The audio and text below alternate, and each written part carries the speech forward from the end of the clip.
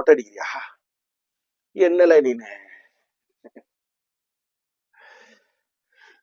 முடி காணிக்கை அது அங்க விஷயம் கிடையாது. ஆண்டவராகிய இயேசு கிறிஸ்துவுக்கு நம்ம மனசைதான் கொடுக்கணும், மண்டையில இருக்கிற மயிரை கொடுக்கணும்னு அவசியம் இல்ல.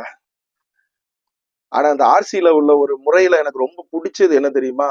இந்த மொட்டை அடிக்கிறது, இந்த முடி காணிக்கை. என்ன காரணம்னா, நம்ம பேசாம இருக்கிற அண்ணன் தம்பி,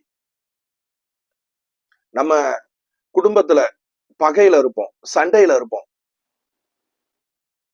ஒண்ணு நம்ம வீட்டுல இலை உழணும்.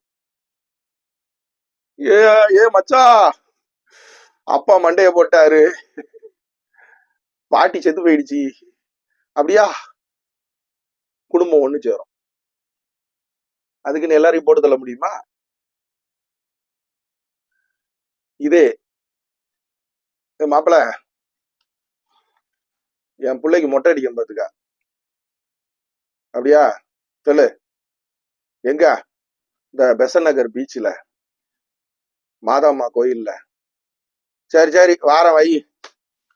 அதுக்கப்புறம் என்ன நடக்கும்? குடும்பம் ஒண்ணு சேரும். கழுத போயிட்டு வந்துருவான். அவனே பகைய மறந்து என்ன பண்றான்? தான் பிள்ளைக்கு மொட்டை அடிக்கிறதுக்கு கூப்பிடுறான். வா. அங்க மொட்டை விஷயம் கிடையாது, அங்க முடி காணிக்கை, ஆர்சி மாதாம்மா கோயில் அதெல்லாம் கிடையாது.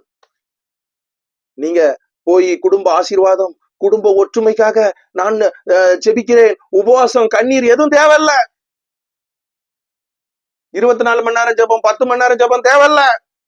ஒரே ஒரு மொட்டை உங்க குடும்பத்தை என்ன ஆகும்? ஒண்ணு சேர்க்கும். சரியா? அதனாலதான் என்ன பண்ணுவேன், எனக்கு அந்த முறை ரொம்ப பிடிக்கும். அதை நான் தனியா என்ன பண்றேன், அடுத்த வீடியோ வேணா பேசுறேன். உன் வீட்டாரே உனக்கு சத்துரு.